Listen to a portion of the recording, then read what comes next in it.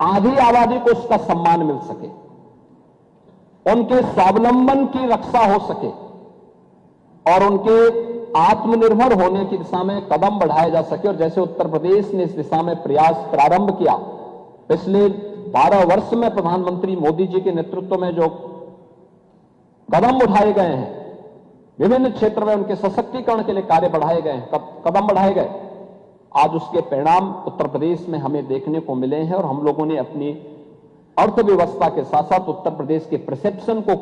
बदलने में सफलता प्राप्त की और आज उसी सफलता को एक नई ऊंचाई तक पहुंचाने के लिए उनकी राजनीतिक भागीदारी,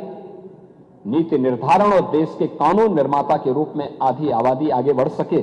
इससे संबंधित आज यह प्रस्ताव मैं इस माननीय सदन में रख रहा हूं।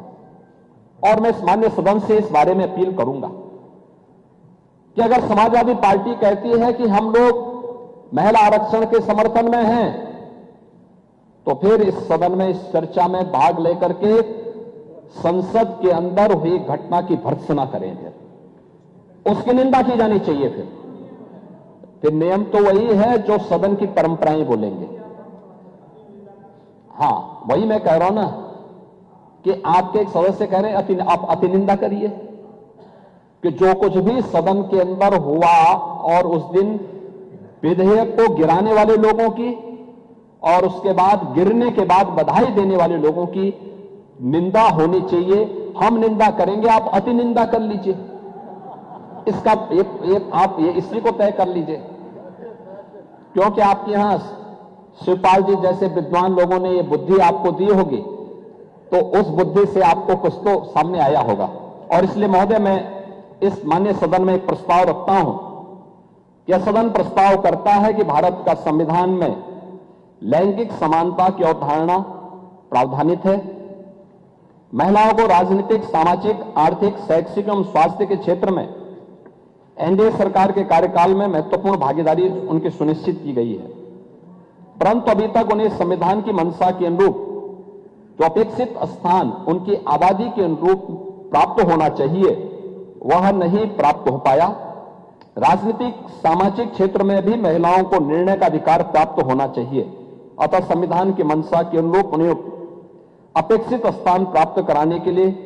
नारी शक्ति बंधन अधिनियम 2023 एनडीए की सरकार ने पारित कराया, परंतु महिलाओं को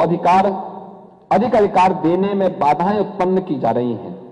इस समय के पहले उन्हें अधिकार प्राप्त हो और आगामी संसद के चुनाव में यह अधिकार प्राप्त हो, इस देश से जो बाधाएं उसमें पैदा की गई हैं, इन बाधाओं को चिन्हित कर उसका निराकरण एवं महिलाओं को अपेक्षित स्थान प्राप्त करने की दिशा में नारी सशक्तिकरण विषय पर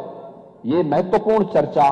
के लिए मैं इस सदन में प्रस्ताव रखता हूं और मैं विश्वास व्यक्त करता हूं कि सभी माननीय सदस्यगण इस चर्चा में भाग लेकर के और वास्तव में चाहते हैं कि आधी आबादी को उनका अधिकार प्राप्त हो, तो फिर 17 अप्रैल को सदन के अंदर यानी देश की संसद लोकसभा में इंडी गठबंधन के आचरण की उनको निंदा करनी चाहिए, उसकी भर्त्सना करनी चाहिए